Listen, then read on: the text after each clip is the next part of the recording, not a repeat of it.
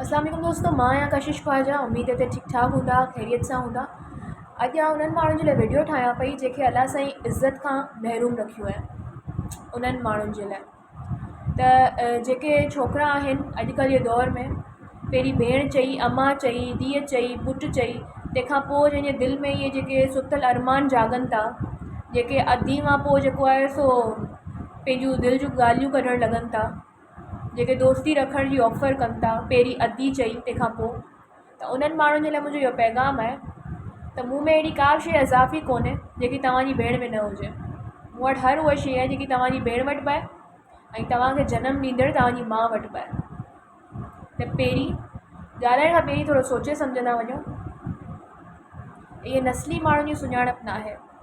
सम्झ में अचे बि ॻाल्हि? ऐं अॼु उन्हनि माण्हुनि खे पैगाम ॾियण थी चाहियां जेके पहिरीं भेण चवंदा आहिनि, अधी करे मथे ते हथु रखण खां पोइ जेको पंहिंजी बेग़ैरती ते लही ईंदा आहिनि, जेको पंहिंजी नस्लुनि जो तारुफ़ कराईंदा आहिनि। मूं अॼु सिर्फ़ु ऐं सिर्फ़ु उन्हनि माण्हुनि जे लाइ वीडियो ठाही आहे त ख़ुदा कुझु ख़ुदा जो ख़ौफ़ करियो। क़यामत जूं काफ़ी निशानियूं त ज़ाहिर थी वियूं आहिनि, लेकिन इहा बि हिकिड़ी क़यामत जी निशानी आहे त पहिरीं हुनखे भेण करे मथे ते हथु रखण खां पोइ तव्हां हुन ते नियत ख़राबु पिया करियो।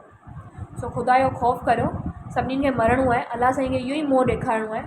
थोरो एतिरो करियो दुनिया में जेको मरणु तव्हांजो अॻियां दुनिया में जेको आहे सो पुछाणो वरी इन ॻाल्हि जो थींदो त जेको आहे सो करियो त थोरो सोचे सम्झी करियो।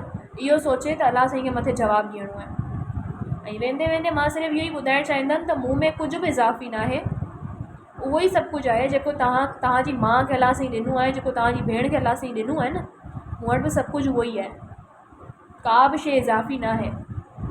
सम्झ में अचे पई? अगरि अॼु तव्हां कंहिंजी भेण ते, कंहिंजी माउ ते, कंहिंजी धीअ ते नज़र रखो था ऐं तव्हां इहो था सम्झो त असांजूं भेणूं, असांजूं माऊं, असांजूं नियाणियूं परदे में आहिनि, उन्हनि ते केरु नथो नज़र रखी सघे, त इहो ग़लति आहे।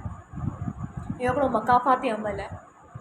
ऐं अगरि अॼु तव्हीं कंहिंजी भेण खे, कंहिंजी माउ खे इज़त ॾियो था त सुभाणे ऑटोमेटिकली ई तव्हांजी भेण खे, तव्हांजी माउ खे, तव्हांजी नियाणियुनि खे इज़त मिलंदी।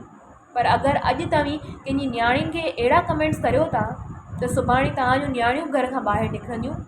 उन्हनि जे लाइ बि माण्हू उहे ई कमेंट्स कंदा जेके अॼु तव्हीं पराई नियाणियुनि ते कमेंट्स करियो था। सो महिरबानी करियो, थोरो सोचे सम्झी ऐं इज़त ऐं तमीज़ जे दायरे में कमेंट कंदा करियो।